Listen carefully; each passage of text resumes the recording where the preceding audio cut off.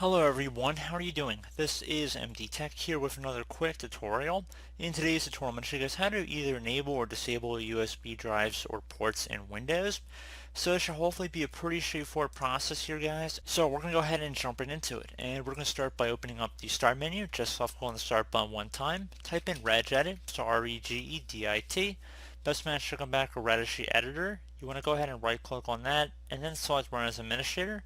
If you receive a user account control prompt, you want to left click on yes. Now before you proceed in the registry, I'd highly suggest that you create a backup of it, so if anything ever went wrong, you just easily restore it back. So in order to do that, it's quite simple. Just would go ahead and left click on the File tab up in the top left, select Export.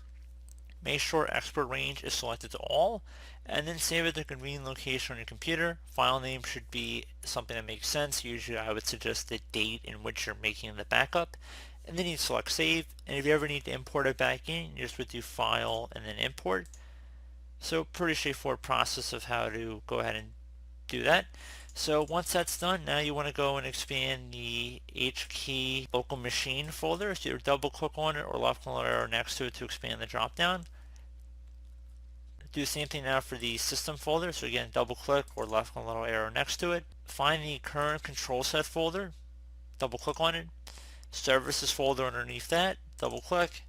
And now there should be something that says USB STOR. So scroll down a little bit.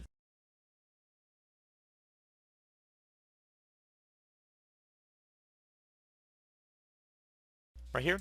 Please note you can see the path of our registry folder right on the top of the screen here. So if you want to pause the video at this point and then just go into the path, you can see each folder is separated by a backslash. So if you want to rewatch the video or just pause the video if we were going a little fast. So once you've done that, now you want to find the start dword value. So go ahead and double click on that. If you want to enable all of your USB ports, you want to type the number 3 in here. So make sure it's set to 3. If you want to disable them, you're going to type in number 4, so delete the 3 and turn it into a 4. But again, if you want to enable all USB ports, type the number 3 in the value data field. Don't spell it out, just type the number 3. Left click on OK to save the change. Once you know what that, you can close out of the registry editor, and that should hopefully be about it. So I do hope that this brief tutorial was able to help you guys out, and as always, thank you for watching, and I do look forward to catching you all in the next tutorial.